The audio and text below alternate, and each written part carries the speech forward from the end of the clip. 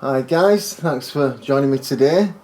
Today we're going to be having a look at a little mod that's been making a lot of noise in the vaping community. It's been knocking down doors and asking questions later. As this baby. It's the SX Mini by Yihi.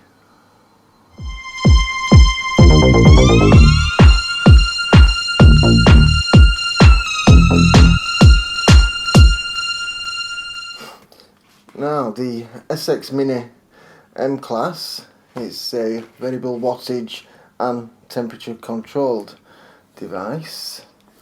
Okay, it's made by Yihi, who kind of like the Chinese equivalent of Evolve, who make the DNA board.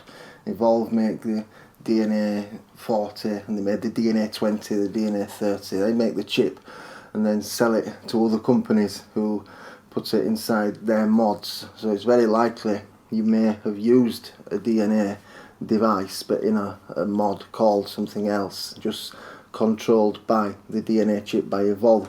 Yihi do similar with their SX series of chips, the SX330, the SX350J, the SX350M, and they make the chip and sell it to lots of different companies who put the chips inside their mods. The IPv4 by Pioneer for You is controlled by the SX330, but this is actually their own mod with their own chip in it, is the SX Mini, and it's controlled by the SX350J chip. I think the J stands for joules, which is kind of confusing, the whole joules business, but we'll get into that. It fires from 5 watts right up to 60 watts in variable wattage mode. It will fire from 5 joules to 50 joules, which is their way of interpreting watts in temperature control mode. It fires right down to a 0.08 ohm coil in variable wattage mode, right down to a 0.05 ohm coil, a nickel coil in temperature control mode. It goes right up to 9.5 volts. It runs on one 18650 battery. You can charge it in the unit, but I prefer to take the battery out and charge it and keep a live battery in there.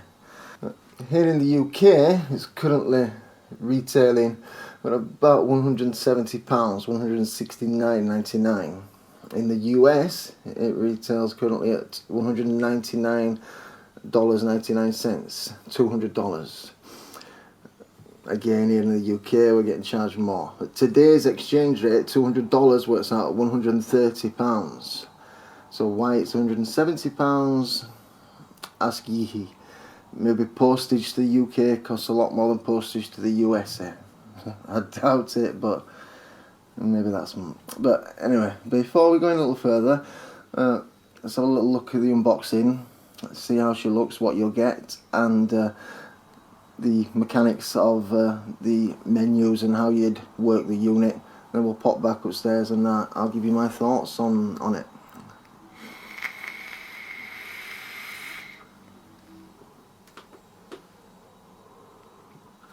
The SX Mini will come in its own little lovely boutique style baggie here. Very nice. Inside you'll find the box in a plastic sleeve.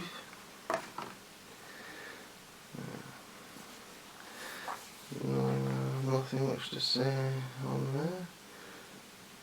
Just the colour, made in China, Yihi's email address, SX Mini.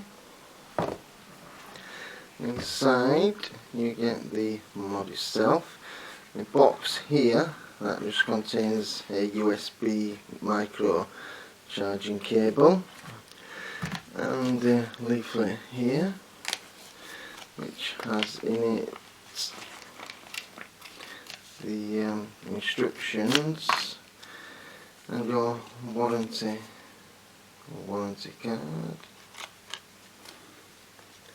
and the instructions as they are, and a quick start pictorial guide on the reverse. Okay, take these out of the way, and the device itself. And the weight of the SX Mini. Okay, this is with a battery inserted.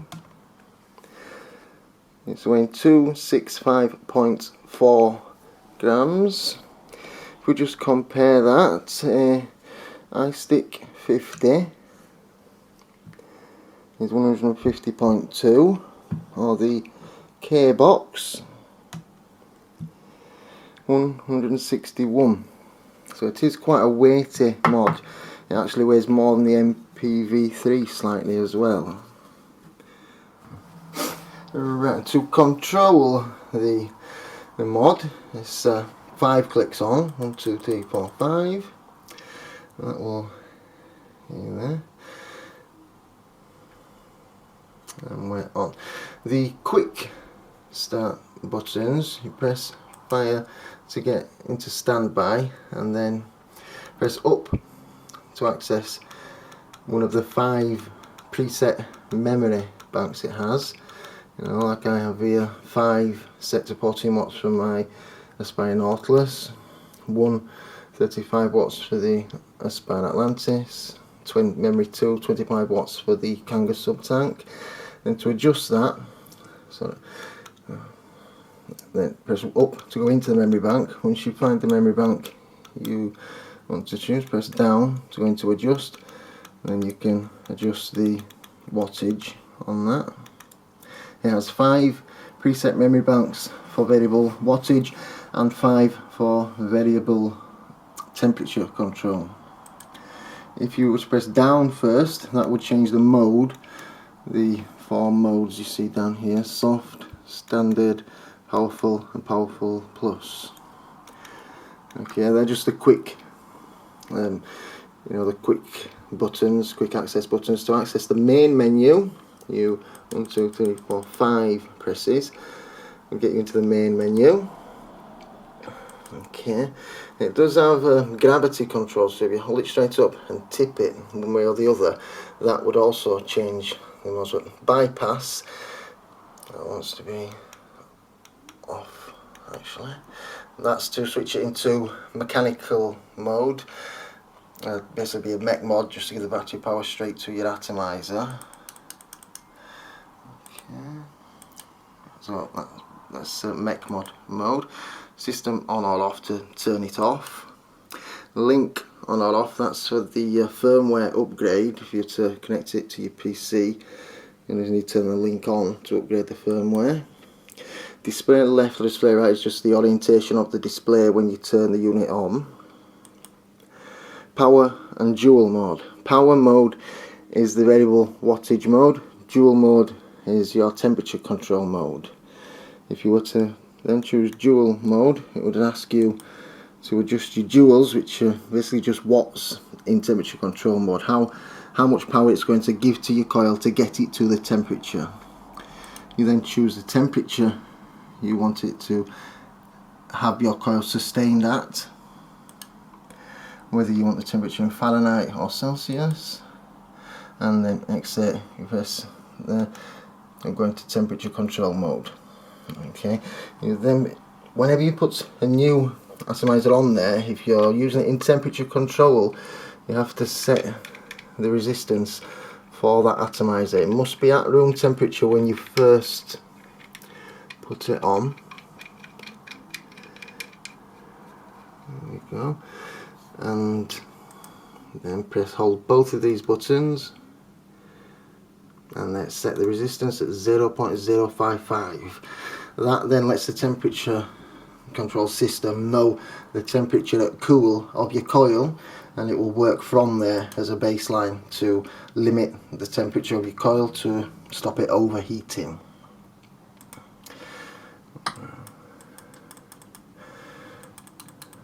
Right, so in power mode, it's basically variable voltage mode. You adjust your volts up or down, and it goes from 5 up to 60 watts in variable wattage.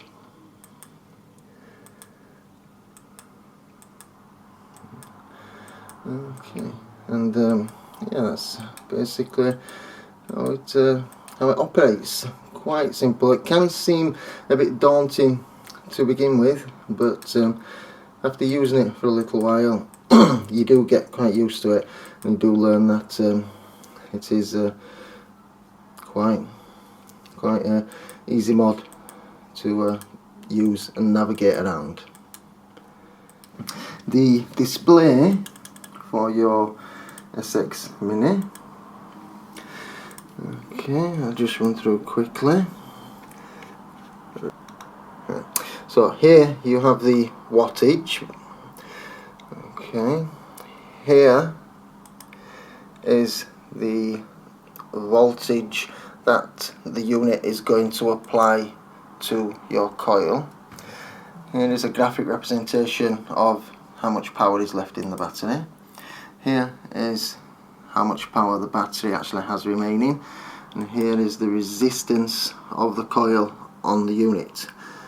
On the bottom row you have the mode that the unit is currently in, which memory bank is currently being used, and here is the joules used mode, which seems useless to me really. How it keeps track of that is joules are watts seconds, so watts times seconds equals joules. So if you were to fire at 10 watts for 3 seconds, it would add 30 to your joules meter. If you were then to change it to 20 watts and wait for 4 seconds, it would add another 80, and such forth. If you then vape at 1 watt for 10 seconds, it'll add another 10, and keep adding like that. How that lets you keep track of your vape, I have no idea. It keeps no track of the airflow, so you could have it at 20 watts for 3 seconds and be sucking really soft and get not much vape, or for that same suck quite hard and produce quite a lot of vapor. So it's not really giving you, as they claim, a more accurate representation in my eyes. But yeah, that was the display for you.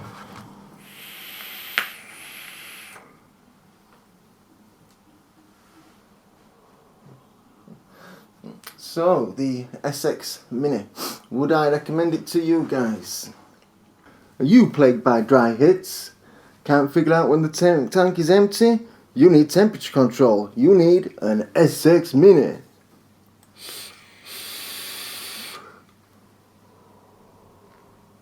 Woo! If you're a brand new vapor in the market for your first mod, no, don't go out and spend £170 on a mod. Get yourself something like an eye stick or a spinner, something like that, and try these with an air tank or a Nautilus, and see how you go, see how if vaping is for you before investing that amount of money. If you've been vaping for a while and you like vaping and you want to upgrade to a better mod, then yes, you could go much worse than this. Even if you weren't into your temperature control, it's a sturdy, well built mod. It's got a year's guarantee. You know, it just looks and feels the business. You know, it is well built, well made. In temperature control mode, it's really only useful if you use rebuildable atomizers, drippers, or a rebuildable coil like the K-Fun or something like that.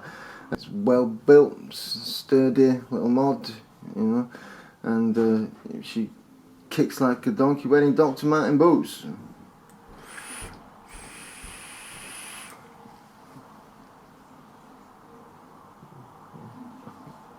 I was under the impression before trying this mod that all mods were just a battery. Duh! Shows what you know about mods. Yeah, thank you very much. But I have learnt since then that no, that isn't the case, because on my Nautilus and the sub-tank, this does give a better, more fuller vape on this device than on one of my other devices. It isn't because the wattage is lower. I've tried upping the wattage, but no, this for some reason just gives a more fuller, a more full-bodied vape. You know, I couldn't tell you what it is. Maybe it's just because it's made better and it gives a steady supply of power to the coil. But I have been impressed with the vape you get just in variable wattage mod. I'm telling you, this thing kicks like a donkey wearing Doc Martens. Temperature control mode, for anybody who uses a rebuildable dripper or a rebuildable atomizer, temperature control is a must, because those dry hits you get, or the burnt cotton, really isn't good for your health. So whatever you can do to avoid them and make your health better is obviously better.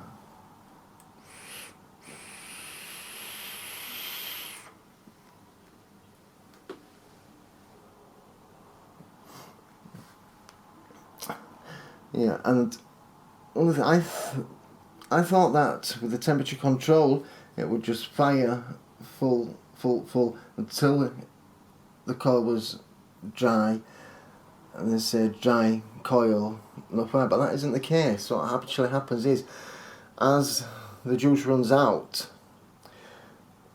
it will find it easier to get the coil up to that temperature, and so less vapour will be produced. So the vape you get kind of tails off. You get more of an anemic kind of vape, which lets you know that your juice is getting towards running out before it actually does run out. You won't just get a full vape, and then nothing. It does tail off, and also it gives you a much cooler vape. I find on other devices, sub-ohm devices, the vape will get hotter and hotter and hotter as the output goes up and up until it gets uncomfortable. And on this, you're only really restricted by the volume your lungs can hold, because it will keep it at that 400 all the way along.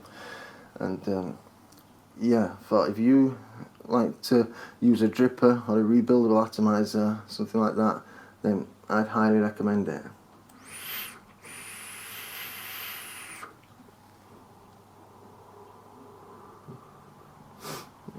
Yeah. But if you're more somebody who uses a tank, like the vast majority, 90% of vapors out there, then it will just be a very well made variable wattage mod for you to use. Whether you want to invest £170 in a variable wattage mod where you're not going to use the full features, that is entirely up to you. But yeah, it's I wouldn't say it was overpriced. I'd say for the features and what it offers you, Yihi have definitely hit a home run with this one. Whoo! Beast! Are you plagued by dry hits? Can't figure out when the tank is empty? You need temperature control. You need an SX Mini.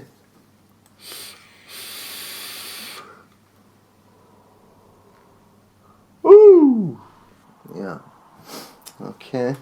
Over the next few days, I will be testing out the new temperature control coils that both Kanga make for their sub-tank and VAT, Vape Only, have made for the Atlantis or the Heracles tank.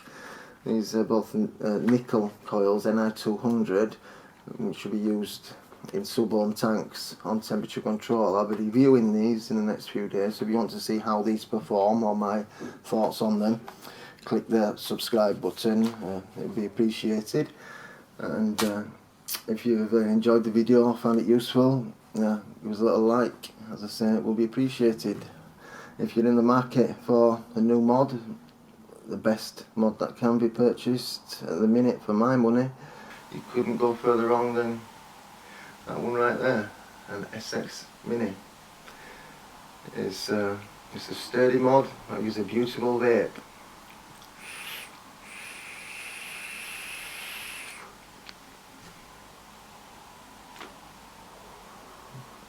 Ooh. Yeah, definitely recommended. Thanks for watching, guys.